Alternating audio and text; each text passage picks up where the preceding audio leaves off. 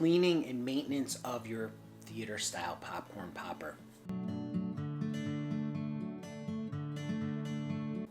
We get a lot of questions about how do I clean my machine? What do I do after I've popped all of these great flavors in there? What do I do?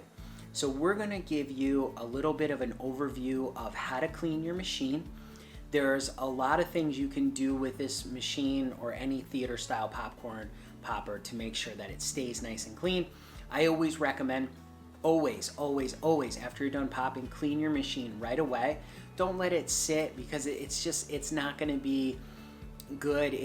Things are going to harden on there, they're going to stick on there, and you really just don't want your machine sitting around dirty. It attracts pests and that kind of thing. You just don't want that. So first thing I always do is wipe down the machine. So I have some cleaning products here, but first thing you want to do is I always take paper towels and I wipe out the bottom of the machine here. Get all that stuff out of there, get it all wiped out. Okay, very simple. The other thing I like to do is wipe out the kettle. Get all of whatever you have in there wiped out.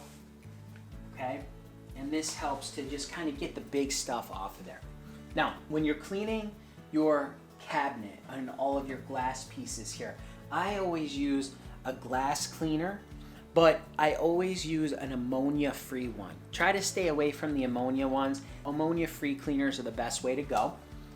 Then also I use a stainless steel cleaner on all the stainless steel parts after we're done.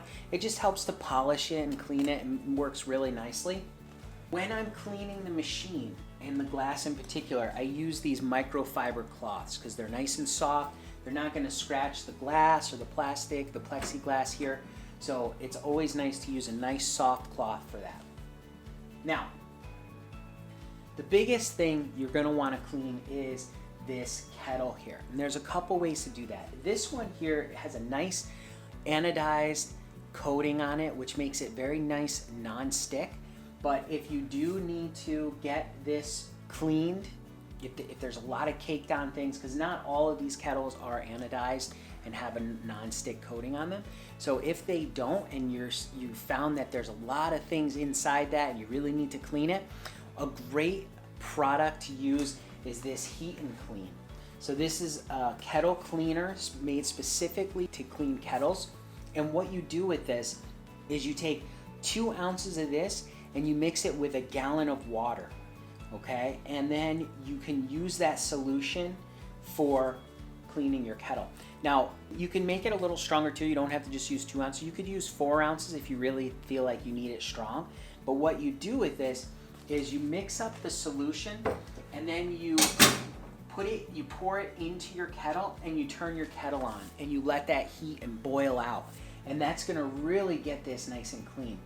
So make sure that when you are cleaning this and you put that in there, make sure that, because it could boil over, you want to make sure you don't put too much in the kettle to where it will boil over. So make sure you put it in there, you turn your heat on, and you just let that cook and boil. And you don't have to do it for too long, but it is important to make sure that you